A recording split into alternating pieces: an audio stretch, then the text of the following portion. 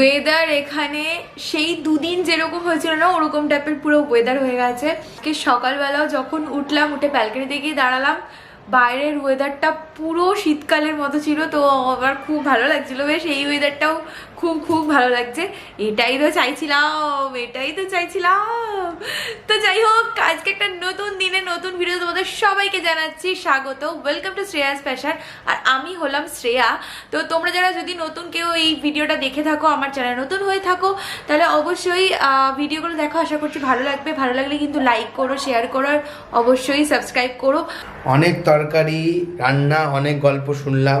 এইবার শ্রেয়ার কাছ থেকে শুনবো যে আমরা নভেম্বরে আন্দামান যাওয়ার কথা ছিল, কেন আমরা জানুয়ারিতে গেলাম। যতদিন না তোমাদেরকে বলছি ততদিন আমার মাথা খারাপ পড়ে যাবে। ঠিক আছে, তোমাদেরকে এইটা আজকে বলতেই হবে শ্রেয়া। এই গল্পটা, এই যে আমি বসলাম এখানে, ক্যামেরাটা সেট করলাম, এইবার শ্রেয়াকে বলতে হবে। অ্যাকচুয়ালি বলি, আমাদের বিয়ে হয়েছিল জানুয়ারি মাসে। তো মানে সবাই যেটা বলে যে হানিমুন, এই ব্যাপারটা, হানিমুনের ব্যাপারটা কি হয়েছিল, আমাদের পক্ষে বিয়ের সাথে সাথে যাওয়াটা পসিবল ছিল না, কারণ ও এখানে থাকে। আমাদের 2019-এর জানুয়ারি মাসে বিয়ে হয়েছিল। 2018-এ ও দুর্গাপুজোর সময় বাড়ি গেল 10 দিনের ছুটি নিয়ে। হয়ে গেল ওর ওখানে গিয়ে মানে জ্বর নিয়ে গেছিল, ম্যালেরিয়া হয়ে গেছিল। তো অনেক হিউজ ছুটি ওখানে ও কাটিয়ে দিয়েছিল। এক মাস ছিলাম। এক মাস। তো বেসিক্যালি কি হলো, একটা ছুটির প্ল্যানিং থাকে না, সেটা ওখানে ও অতগুলো ছুটি চলে গেল। জানুয়ারি মাসে বিয়ে ছিল, বিয়েরও কিছুদিন আগে গেছিল, এই কারণে বিয়ের সময়ও কিছু ছুটি ছিল। তো আমাদের জন্য আগে গেলাম, তার আগে গেলাম আবার। তো আমাদের তার জন্য কি হয়েছিল, বিয়ের পরপর যাওয়াটা একেবারেই পসিবল ছিল না। তো যাই হোক, না তোমার পরীক্ষা আরো পসিবল ছিল না। এমএর পরীক্ষা পড়েছিল, আমার এমএর ফাইনাল ইয়ারের পরীক্ষা পড়ে গেছিল। ঠিক আছে, তো যাই হোক, সেসব অনেক গল্প, সেইগুলোও একদিন তোমাদের শেয়ার করব। আরো অনেক কিছু ঘটেছিল। আজকে বলো যে না, আমি ওটা বলছি না, আমি এর জন্য বলছি যে কেন আমরা তারপরে নভেম্বর মাসে প্ল্যান করলাম। তো যাই হোক, আমাদের একদম ডিসাইড ছিল আমরা দুজনেই যে আমরা আন্দামানে যাবো। আন্দামান যেহেতু একটু গরমের জায়গা না, সব সিজন মানে সব মাসে তো যাওয়ার ব্যাপার হয় না, তো একটু ঠান্ডা সময় যাওয়ার প্ল্যানিং ছিল। নভেম্বর, ডিসেম্বর, জানুয়ারি, খুব জোর হলে ফেব্রুয়ারি। যার থ্রুতে আমরা ট্রাভেলারের সাথে আমাদের পরিচয় হয়েছিল, তার সাথে মোটামুটি ওর ভালোই চেনা জানা ছিল। তো ট্রাভেলার উনি বললেন, ফোন করেছিল যখন ও, যে আমরা আন্দামান যাওয়ার ইচ্ছা আছে, আপনি কবে ছাড়ছেন ট্যুর? বললো আমার এক সপ্তাহ পরে রয়েছে, আর আমার টিকিটও আমার করা রয়েছে। তোমরা কিন্তু সেই মানে একটা হয় না ট্রাভেলারদের কিছু বুক করা থাকে, এরকম কিছু ব্যাপার থাকে, সেটা আমরা ঠিক জানি না। তো ও বললো আমাদের নামে হবে তো, মানে আমাদের আইডেন্টি প্রুফ দিয়ে হবে তো? বললো হ্যাঁ তোমাদের দিয়ে হবে, টিকিটও হয়ে যাবে, কোনো অসুবিধা নেই, তোমরা এক সপ্তাহ পরে যদি যেতে চাও তো করতে পারো। সেই মতো আমরা দুজন আলোচনা করে ডিসাইড করলাম যে যাবো। ও তারপরে ট্রেনের টিকিট করালো, কারণ এখান থেকে আমরা কলকাতা যাব, ওখানে যেদিনকে পৌঁছাবো বাড়িতে আর কি, সেই দিনটা থাকবো, তার পরের দিনকে আমাদের আন্দামান যাওয়ার প্ল্যান ছিল। তো সেই টিকিট, ফেরার টিকিট এসব করানো হলো কমপ্লিট। দিয়ে আমরা দুজন মিলে কেনাকাটা করলাম, খুব আনন্দ, আমরা ঘুরতে যাবো এরকম একটা ব্যাপার এতদিন পরে। তো ভালো কথা। এবারে এক সপ্তাহ বাদে আমাদের বুধবার দিনকে আমাদের ট্রেন ছিল রাত্রিবেলা। তো ঠিক শনিবার দিন থেকে কি হলো, শনিবার দিনকে ঠিক বিকেল বেলার পর থেকে আমার শরীরটা প্রচন্ড পরিমাণে দুর্বল লাগলো, আর খুব শীত করছিল। ওকে আমি এসে বললাম, জানো তো আমার না খুব শীত করছে আর খুব দুর্বল লাগছে শরীরটা। তখন ও বললো তাহলে তুমি থার্মোমিটার দিয়ে চেক করি, যদি জ্বর আসে তাহলে খেয়ে নিই। তো চেক করলাম যে হ্যাঁ জ্বর এসছে, ওষুধ খেলাম, ঠিক যেরকম হয় জ্বরটা নেমে যায়, হয়ে গেল। জ্বর যে নেমে গেল, আমি পুরো ফিট, কোনো দুর্বলতা নেই, কিচ্ছু নেই। ঠিক আছে, আমরা বাজারে পর্যন্ত গেলাম, ঠিক আছে, বাজার টাজার করে আসলাম, পুরো ফিট। ঠিক রাত্রিবেলা ঘুমিয়ে টুমিয়ে পড়লাম, আর রাত্রিবেলা কোনো ওষুধপত্র খাইনি, কারণ জ্বর আসেইনি। তো আমার ঠান্ডা গরম লেগেছে বোধহয়। মাঝরাত ঠিক 2-2:30 বাজে, মানে আমার জাস্ট কাঁপুনি বলে না, মানে রীতিমতো আমি কাঁপছি, মানে চাদর মুড়ি দিয়ে আমি কাঁপছি রীতিমতো। দিয়ে ও উঠলো, উঠে বিস্কুট খেলাম, কারণ রাত্রিবেলা খালি পেটে বিস্কুট খেয়ে জ্বরের ওষুধ খেলাম। খাওয়ার মোটামুটি 8 ঘন্টা পর থেকে জ্বরটা কমে গেল। ভালো কথা। রবিবার দিনকে সারা দিন আমার জ্বর আসেনি, একটু দুর্বল ভাবছিল, কিন্তু কোনো জ্বর আসেনি, এমনি আমি ফিট ছিলাম। ঠিক আবার রবিবার দিন রাত্রি 1:30 কি 2টোর সময় আবার সেই কাঁপুনি জ্বর। তখন আবার ওষুধ খেলাম, তখন একটু আমার টেনশন। তখন হ্যাঁ, তারপরে কি হলো, সোমবার দিনকে ও অফিস যাওয়ার আগে আমাকে নিয়ে গেল ডাক্তারের কাছে। ডাক্তারকে নিয়ে যাওয়ার ডাক্তারবাবু বললাম, ডাক্তারবাবু আমাদের বুধবারে যাওয়ার আছে। এবার বললাম আমি কি করবো, যে দেখো তোমাকে তো টেস্ট পর্যন্ত করতে হবে, আর ওরকম বললে তো হয় না, বুধবার যাওয়ার আছে, এখন তোমার তো রবিবারে আসা উচিত ছিল। আমরা বুঝতে পারি জ্বরই আসেনি রবিবারে, কি করে বুঝবো? এবারে উনি বললো যে দেখো ওষুধ দিচ্ছি, খাও, নাহলে কিন্তু তোমার যাওয়া ক্যান্সেল করতে হবে, যদি না কমে আর টেস্ট করাতে হবে। ভালো কথা। এবার সোমবার দিন হ্যাঁ টেস্ট করাতেও দিয়েছিলাম আমরা, ঠিক আছে টেস্ট করিয়েছি সোমবার দিনই টেস্ট হয়েছে। এবার ওনারা বলল, আমরা বললাম যে খুব আর্জেন্ট আছে, তো ওনারা বললো যে ঠিক আছে রাত সন্ধ্যাবেলায় ওদের ওখান থেকে নিয়ে আসতে হবে, এরকম ব্যাপার। ঠিক আছে আমরা কালেক্ট করে নেবো। দিয়ে কালেক্ট করে নিলাম সন্ধ্যাবেলায়, কালেক্ট করে নিয়ে আবার মঙ্গলবার দিন ডাক্তারের কাছে গেলাম। না, সোমবার দিনকে কালেক্ট করার পরে ওটাতে আমার হলো কি, আমার ইউরিনে একটু ইনফেকশন এরকম কিছুটা এসেছিল। হ্যাঁ তো হ্যাঁ এরকম একটু প্রবলেম এসেছিল। তো যাই হোক আমরা ভাবলাম ওটা থেকে জ্বর আসছে, কারণ আমাকে অনেকেই বলে যে ইউরিন ইনফেকশন থেকে জ্বর আসছে। আর কোনো প্রবলেম ধরাই পড়েনি। হ্যাঁ ওটা কি বলে প্লেটলেট কাউন্ট, হ্যান্ডাবাটা ওগুলো সব ঠিক ছিল, সব ঠিক ছিল, কোনো প্রবলেমই ছিল না। হ্যাঁ কোনো প্রবলেমই ছিল না। দিয়ে মঙ্গলবার দিন আবার ডাক্তারের কাছে গেছিলাম। না হ্যাঁ এবার কি হলো, সোমবার দিনকে রাত্রিবেলা আবার আসলো জ্বর 2:30টার সময়, ঠিক ওই টাইমটা। তখনই আমাদের মাথার মধ্যে ক্লিক করলো যে কেন আমাদের মাঝরাতে ওরম টাইমেই আসছে জ্বরটা, কাঁপুনি দিয়ে জ্বর। দিয়ে মঙ্গলবার দিন আবার গেলাম, সব রিপোর্ট দেখালাম, বললো সবই তো ঠিক আছে, ঠিক আছে। তারপরে আমার যে ইনফেকশন হয়েছিল উনি ভাবলো হয়তো ওটা থেকেও হতে পারে, তো আমাকে ওষুধ দিল, কিছু খাবার ওষুধ, লিকুইড কিছু দিল, এসব দেওয়ার পরে তারপরে আমরা ঠিক করলাম যে ঠিক আছে। টেস্ট করতে দিয়েছিল না? হ্যাঁ এটা টেস্ট করতে দিয়েছিল, কিন্তু বলেছিল ওটা ওখান থেকে করিয়ে নিতে, আমরা যেহেতু বাড়ি যাচ্ছি। তো যাই হোক এবারে উনি বললো যে যাই হোক আমি এবার ঠিক করলাম যে আমরা যাবো বুধবার দিন, আমরা মঙ্গলবার দিন দেখিয়ে আসলাম। মঙ্গলবার দিন রাত্রিবেলা আবার ঠিক 1:30-2টার সময় জ্বর। রাত্রে যেই ও মঙ্গলবারে রাত্রে ওর জ্বর চলে এসছে না, আর আমার মাথা ঠিক নেই। আর আমি আর মানে এবার ওর মাথায় একটা জিনিসই কাজ করছে যে বুধবার দিনকে আমাদের রাত্রে ট্রেন, ও বলছে যে দেখো তোমার যদি ট্রেনের মধ্যে জ্বর আসে, হ্যাঁ রাতে মানে 8:30টার সময় জ্বর ছাড়া অন্য আনুষঙ্গিক প্রবলেম হয়, তখন আমি কি করব? তুমি এখানে আছো অসুবিধা নেই, এখানে আছো অসুবিধা নেই, তুমি ট্রেনে থাকলে তুমি কি করে আমি ঠিক করব? সবথেকে লেটেস্ট এটাই যে মঙ্গলবার দিন রাত্রি 2টোর সময় যখন জ্বর এলো, সাথে সাথে ওষুধ দিয়েছি, সাথে সাথে জ্বর ঠিক হয়ে গেছে, মানে 5 মিনিটের মধ্যে ঘাম হলো, জ্বর নেমে গেল। আমি বলছি যে দেখো আমি আমার ঠিক লাগছে না, এটা আমার তো মনে হচ্ছে কোনো একটা প্রবলেম আছে। হ্যাঁ আমি ওকে বলছি দেখো, ও বলছে না আমি পুরো ঠিক, এই ওই ও হ্যাঁ আমি বাড়ি যাবো, আমরা তো যাচ্ছি বুধবার দিন একসাথে যাবো। আমি বললাম যে ট্রেনে আমাদের এখান থেকে প্রায় 1.5 দিন সময় লাগে, ঠিক আছে 1.5 দিনের ট্রেন, আজকে এখানে আছো ঠিক আছে কোনো প্রবলেম নেই, 1.5 দিনের মধ্যে যদি তোমার কিছু হয়ে যায় মাঝখানে ট্রেনের মধ্যে যদি কিছু, আমি তখন কি করব? তখন কিন্তু মানে প্রবলেমটা অন্যরকম হয়ে যাবে না।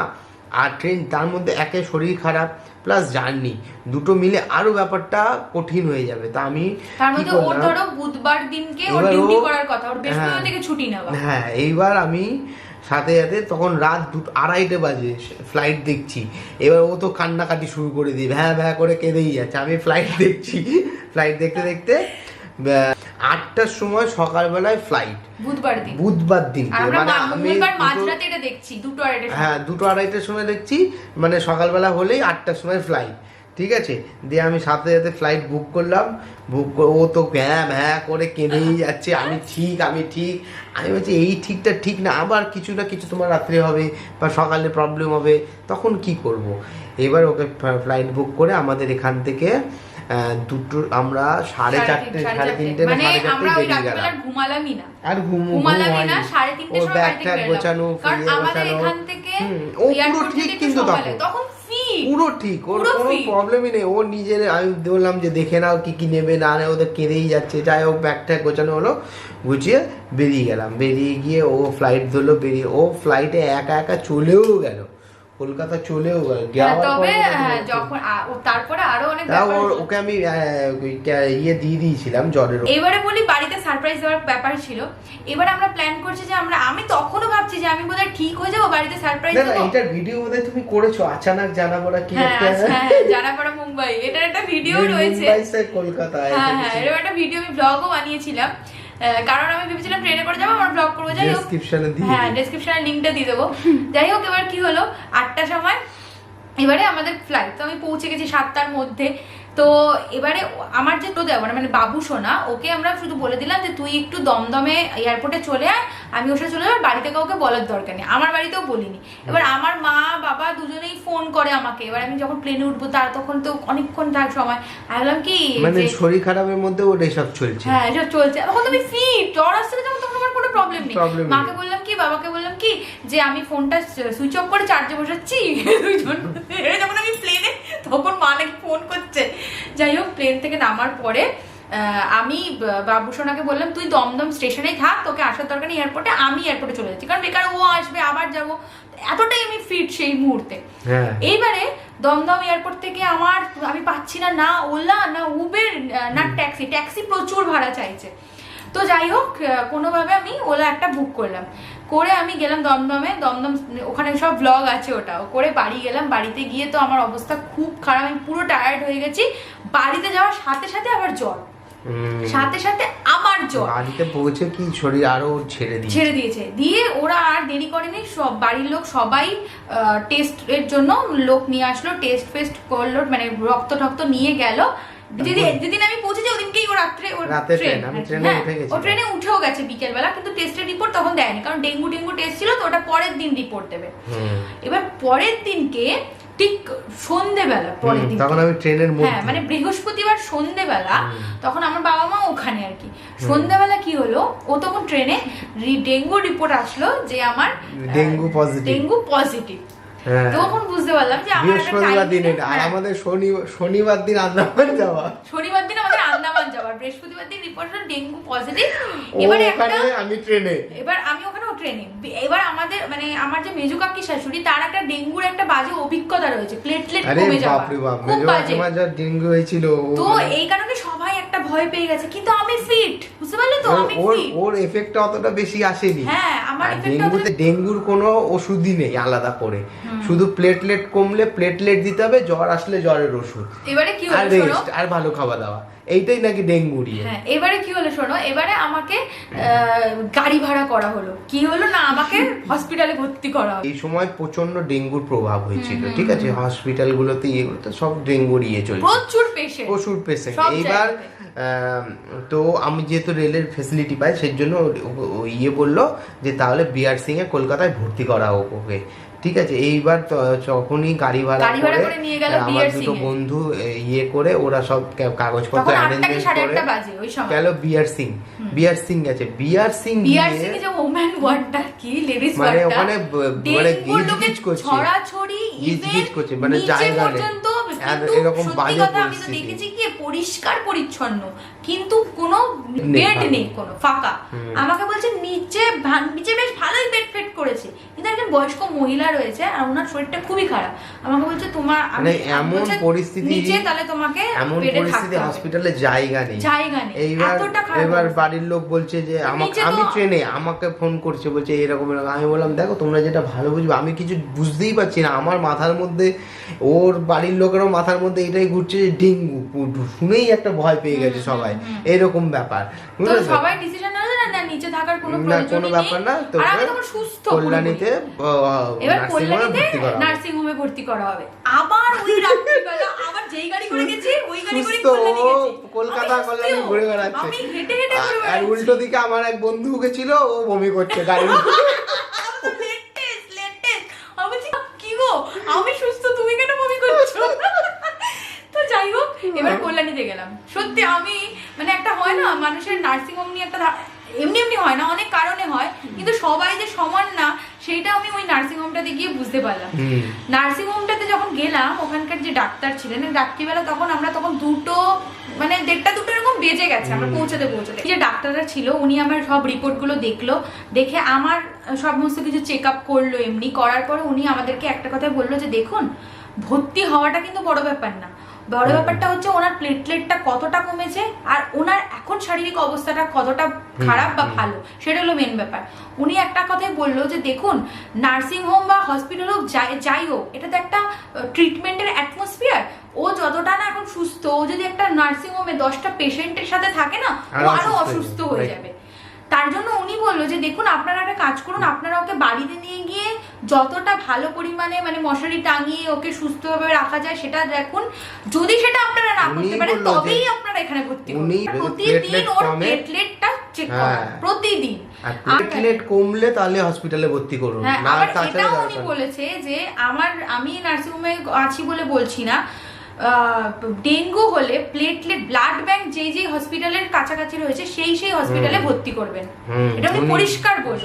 এতটা আমরা ভালো লেগেছে ওনার কথাটা শুনে, কারণ দেখো একটা নার্সিং হোম মানে আমাদের একটা ধারণা থাকে কি যে একটা গেলেই ভর্তি নিয়ে নেবে, কিন্তু উনি যাতে এত পজিটিভলি উনি বললো, সেই সময় না হলে আমরা তো তুমি কিন্তু নিয়ে নিতে পারতো, কারণ আমরা ভর্তি হতেই গেছি, উনি নিয়ে নিতে পারতো। ওনার 3 দিন রাখলেও ওদের কিন্তু লোকসান নয়, লাভই। কিন্তু উনি যে কথাটা বললো সত্যি।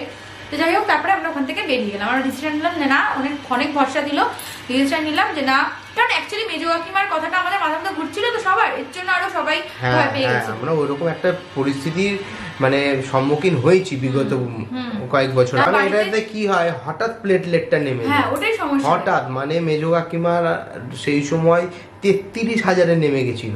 আর কোইন্সিডেন্টলি যেদিন আমরা ওরকম হসপিটালে করছি ওই দিন রাত্রেই আমার জ্বর আসেনি। হ্যাঁ, ওই দিন রাতটা থেকে আমার জ্বর নেই। বাড়ি চলে আসলাম রাত্রিবেলা, ডিসিশন নিল না ঠিক আছে। তো পরের দিনকে ও সকালবেলা এসে পৌঁছালো। পরের দিনকে আমার সেরকম আর জ্বর নেই। সেটা হলো কি, হ্যাঁ সেটা হলো কি শুক্রবার দিনকে, বুঝতে পারলে তো? কিন্তু শুক্রবার দিনকে বিকেলের পর থেকে আমার শরীর প্রচন্ড দুর্বল হয়ে গেল, আমি বিছানা থেকে উঠতেই পারছি না। এদিকে আমাদের শনিবার দিনকে যাওয়া, আন্দামান যাওয়া, আর এত দুর্বল মানে আমি জাস্ট বলে বলতে পারবো না, কিন্তু জ্বর নেই। এবারে আমি মানে তাও আমি আশা ছাড়ছি না, আমি ওকে বলছি না আমরা যেতে পারবো, আর পুরো প্যাকিং করা, যেতে পারবো। শুক্রবার দিন ক্যান্সেল করে দিলাম, শনিবার দিন যাওয়ার কথা ছিল, শুক্রবার দিন ফাইনাল সন্ধ্যাবেলায় ক্যান্সেল করে দিলাম যে যাবো না। ঠিক আছে, হয়ে গেল, গল্প শেষ, ওখানেই শেষ হয়ে গেল। ও বললো তোমার অনেক টাকা লস, আমি বললাম কিছু করার নেই, অনেক বাজে পরিস্থিতি, যাবো না। ঠিক আছে, এইবার আপনি যেটুকু পারবেন ফেরত দিয়ে দিন, এটা লাস্ট কথা। শনিবার দিন সকালবেলায় ট্রাভেলের লোক আমাকে ফোন করলো, বললো যে এরকম একটু আসতে পারবে এখানে, তাহলে তোমার সাথে কথা আছে। তো গেলাম ওনার ওখানে, গিয়ে আমাকে বলছে উনি যে যদি তুমি আরো 10,000 টাকা দাও তাহলে তোমাকে আমি এটাকে রিশিডিউল করিয়ে দেবো। ঠিক আছে, রিশিডিউল করিয়ে দিয়ে তাহলে তোমরা 4 মাসের মধ্যে ঘর বুকিং, ফ্লাইটের কিছু রিশিডিউলের পয়সা লাগে সেটা আমি জানতাম, রিশিডিউল করিয়ে দিতে পারবো। সেই ক্ষেত্রে 4 মাসের মধ্যে তুমি যে কোনো সময় যেতে পারবে, সেটা তুমি যখন বলবে তখন। আমি বললাম ঠিক আছে, তাহলে তো কোনো অসুবিধা নেই। আমি তো খুবই দেখো কিছু না পাওয়ার থেকে, তার থেকে যদি আমি আরো 10,000 টাকা দিয়ে যেতে পারি, মেন লক্ষ্যটা ছিল ওখানে যাওয়ার, তো সেখানে যদি আমি যেতে পারি তাহলে তো কোনো ব্যাপার না। আমি রাজি হয়ে গেলাম, এমনকি সেই দিনকেই ওনাকে টাকাটা পেমেন্ট করা হলো। হওয়ার পরে উনি বলছে কি, এবার আমি বললাম ঠিক আছে, চলে এলাম। এবার আমরা ও ওখানে থেকে গেল, তুমি তাহলে এখানে রেস্ট নাও, শরীর ঠিক করো, আমরা একটা প্রোগ্রাম সেট করবো, প্রোগ্রাম সেট করে দিয়ে তোমাকে বারবার ট্রাভেল করার দরকার নেই, তুমি এখানে 15 দিন 20 দিন 25 দিন যতদিন থেকে যাও, তারপর প্রোগ্রাম সেট করে আমি একা আসবো, দিয়ে আন্দামান ঘুরবো, ঘুরে দুজন মিলে রিটার্ন চলে আসবো। এখানে আসার 1 সপ্তাহ পর ওর সাথে সেট করলাম, ওর শরীর মোটামুটি ঠিক, সেট করলাম যে এরকম তাহলে আমরা ডিসেম্বরে যাব, এরকম ঠিক হলো। ডিসেম্বরে যাব ঠিক হলো, ডেট সেট হলো, দিয়ে ওনাকে ফোন করলাম তো এই ডেটে ডিসেম্বরে। তো উনি বলে যে এই ডেটে হচ্ছে না, এই ডেটে করো। 1 দিন 2 দিন আগে পিছিয়ে বললো, ঠিক আছে কোনো অসুবিধা নেই। আমি এখান থেকে যাওয়ার সব কিছু তৈরি শুরু করে দিলাম, ট্রেনের টিকিট কাটা, করা, সেগুলো আমি করে নিলাম। করে নেওয়ার পরে উনি আমাকে একদিনকে ফোন করে বললো যে এই তোমার কিছু পেমেন্ট বাকি ছিল, ওগুলো দিলে আমার একটু সুবিধা হয়। ঠিক আছে, ওকে আবার কিছু একটা পেমেন্ট দেওয়া হলো। এইভাবে আবার একদিন ফোন করলো, 2 দিন পরে উনি বললো আবার এই পেমেন্টটা বাকি আছে, আবার এইটি বাকি, আবার ওটা দেওয়া হলো। দিয়ে না পুরো 100% ওকে পেমেন্ট করে দিচ্ছি। এই জায়গাটা হয়ে গেছে আমাদের ভুল, মানে আমার ভুল। এইবার পেমেন্ট করা হয়ে গেছে। এইবার আমরা যেদিনকে যাব, মানে আমি এখান থেকে ট্রেন ধরবো, ঠিক আছে, আর তার যেদিনকে যাব তার ঠিক 5 দিন আগে আমাকে ফোন করে বলছে যে এই ব্যাপার তোমাদের এই ডেটে হচ্ছে না, একটা বড় হয়ে গেছে, কি ইনকাম ট্যাক্সের কি হয়েছে, এর কি হয়েছে, ওর হাজার উল্টো পাল্টা যত রাজ্যের কোনো মানে নেই। তারপরে হাট করে ফোন করে বলে কি হ্যাভলকে পোকা ধরা পড়েছে, কি সব যা তা হ্যাভলকে পোকা ধরা পড়েছে, হ্যাভলক হবে না, তুমি শুধু পোর্ট ব্লেয়ারে ঘুরতে। এইবার একদিনে হয়ে যাই। এইবার ওর বাবাকে জিজ্ঞেস বললাম এরকম এরকম ব্যাপার, ওর বাবা আবার ওর বাবার যে চেনাশোনা ট্রাভেল এজেন্সি তাকে বলছে তাহলে আন্দামান ঘুরে লাভ কি, হ্যাভলক না গেলে হ্যাভলক নিয়ে বলছে হবে না, তাহলে হবে না। পোর্ট ব্লেয়ার আমি বললাম যে না, আপনি আমাদের করিয়ে দিন, পোকা হোক যাই হোক আমরা দেখে নেবো। এইবার কিছুতেই কিছু হচ্ছে না, না আমি পারবো না, এবার দেখো এই ডেটে হচ্ছে না, এই ডেটে সমস্যা হচ্ছে, নেক্সট 15 দিন এইভাবে চলতে চলতে একটা হ্যাপাজার্ড প্রোগ্রাম শুরু হয়ে গেল। লাস্টে ওনার ফোন সুইচ অফ। এত বাজে লোক আমি জীবনে পাল্লাই এরকম বাজে লোকের পাল্লায় আমি জীবনে পড়ি। মানে একটা হ্যাপি জিনিসকে উনি খারাপ করে দিয়েছিল, আর এমন খারাপ করেছিল যাতে মানে আমরা মেন্টালি আমরা পুরো হয়ে গেছিলাম ঘুরতে যাওয়াটা নিয়ে, একদম এত বাজে এক্সপেরিয়েন্স। এত খারাপ লাগছিল যে আমার জন্য যেতে পারলাম না ইভেন। এবার ওর শরীর, হ্যাঁ ও তো মন থেকে একদম ভেঙে পড়েছে, হয়ে গেছে। হ্যাঁ আমারও ভালো লাগছে না, এতগুলো টাকা না, আমরা তো ধরেই নিয়েছিলাম যে আমাদের অনেকগুলো টাকা লস হবে, কিন্তু উনি সেটাকে অন্যভাবে পুরোপুরি আরো টাকা নিয়ে আরো 2 নম্বরই শুরু করে দিল মোদ্দা কথা। এইবার হচ্ছে অনেক তাল বাহানা করে ভাবুন আমরা যেখানে নভেম্বরের 23-24 তারিখ যাওয়ার কথা ছিল সেটা ডিসেম্বর ক্যান্সেল করে জানুয়ারির 4 তারিখ না 5 তারিখে ডেট করা হলো। ঠিক আছে, উনিই করলো, আমরা কিছু করিনি। আমরা ভদ্রভাবে ওনার সাথে বলেছি যে আপনি টাকা নিয়েছেন, আপনি আমাকে নিয়ে যাওয়ার ব্যবস্থা করে দিন, যা শিডিউল দিয়েছিলেন আমরা সেই সবগুলো ঘুরবো, আপনি এই ব্যবস্থাটা করে দিন। আর আমরা আপনার কাছ থেকে কিছু চাই না, টাকাও আমি ফেরত চাইছি না, আমরা ঘুরতে যেতে চাই, টাকা চাইছি না। উল্টে আরও আপনাকে টাকা পেমেন্ট করা হয়েছে, আরও যদি আপনি বলেন যে আরও একটু কিছু দিতে হবে তাও দিতে রাজি, কিন্তু আপনি ঘুরতে পারলো না তো পারলোই না, কোনো ক্যাপাসিটি নেই ওনার। আমি তো বুঝলাম আমরা তো, আপনারা বিশ্বাস করবেন না, আমি আমাদের লাস্টে আমাদের জেদ চেপে আমার বিশেষ করে জেদ চেপে গেছিল, এমনকি আমরা ওই ডেটেই আন্দামান গেছি। আর ওনাকে ছবি পাঠিয়েছে দেখুন, যদি আপনার যদি ক্যাপাসিটি থাকতো আপনিও পারতেন, আপনি পারেননি সেটা করতে।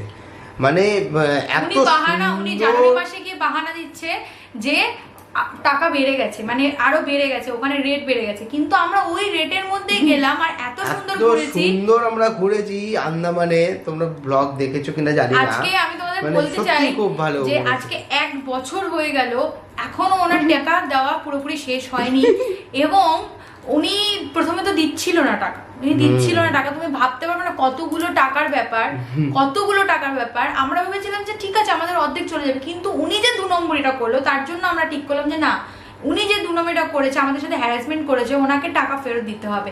এবং উনি এখন দিচ্ছে, অল্প অল্প করে দিচ্ছে। খুব বাজে এক্সপেরিয়েন্স, খুব বাজে লোকের পাল্লায় পড়েছি। আমি এটাই বলবো তোমাদেরকে, আমি শুধু একটা কথাই বললাম যে উনি এরকম আমাদের একটা লোভ দেখালো কেন প্রথমত, দ্বিতীয়ত এত 2 নম্বরই উল্টো পাল্টা কথাবার্তা বলছে, হ্যাভলকে পোকা ধরা পড়েছে এই বলতে জানুয়ারিতে। যদি না পারেন, আমাদের কাছে একটাই কথা ছিল, আপনি যদি না পারেন বলে দিন, বলছিলাম না তো হ্যাপাজার্ড করেছে আমাদেরকে। দেখুন আমরা একটা জায়গায় ঘুরতে, যে কোনো আপনারাও যদি কোথাও একটা ঘুরতে যান, তার মধ্যে যদি কোনো এরকম সমস্যা হয়, একটা ঘোরা মানে একটা আনন্দ। আমরা 7 দিন 8 দিন ওখানে আনন্দ করতে যাচ্ছি, তারপর তো আমরা আবার সেই আমাদের রেগুলার জীবন কাজকর্মে ফিরে যাব। সেই আনন্দটুকুনি করার জন্য যদি এত হেফাজত করতে, তাহলে ওই আনন্দটা আর কোনো ইয়ে থাকে না। হয়তো ওনার অসুবিধা ছিল, কিন্তু উনি মিথ্যে কথা এত বলেছে, এত বাজে উল্টোপাল্টা কথা বলেছে, মানে। আর আমরা আন্দামানে গিয়ে যখন এইসব ওনার কথাগুলো ভাবছিলাম, হাসছিলাম রীতিমতো, দুজন মিলে হাসছিলাম মনে হয় যে কি সব বাহানা বানিয়েছে আমাদেরকে হ্যাভলকে। না আমার ব্যাপারটা হয়েছিল, আমি একটা বন্ধুর সোর্সে গেছিলাম তো, মানে এতটাই ঘনিষ্ঠ, হ্যাঁ বিশ্বাস করে ফেলেছিলাম, মানে এতটা বিশ্বাস করা হয়তো আমার উচিত হয়নি। যাই হোক, মানুষ ভুল করলেই শেখে। এই হলো আমাদের একটা দুঃখের কাহিনী। এরকম আমাদের 2019 সালে আরো অনেক কিছু কাহিনী ঘটেছে, সবকিছু পরে শেয়ার করব। এই ব্লগে যদি শুরু করে দিই তাহলে অনেক বড় ভিডিও হয়ে যাবে, তাই জন্য কিছুই না, এটা মনে হবে তখন মনে হবে এটা কিছুই না, এটা অনেক ভালো। তো অবশ্যই তোমাদের শেয়ার করবো, আমার লাইফের সবকিছু তোমাদের শেয়ার করি, এটাও শেয়ার করবো। তো যাই হোক, যদি নতুন হও চ্যানেলে অবশ্যই এই ভিডিওগুলো দেখো, আশা করছি ভালো লাগবে। ভালো লাগলে কিন্তু লাইক, কমেন্ট, শেয়ার আর সাবস্ক্রাইব করে আমার পরিবারের সদস্য হয়ে যাও। চলো দেখা হচ্ছে খুব তাড়াতাড়ি নতুন ভিডিওর সাথে। তোমরা খুব ভালো থাকো, সুস্থ থাকো, আর আমাদের মতো ভুল একদম করো না। Tata Shreyas fashion family, good night.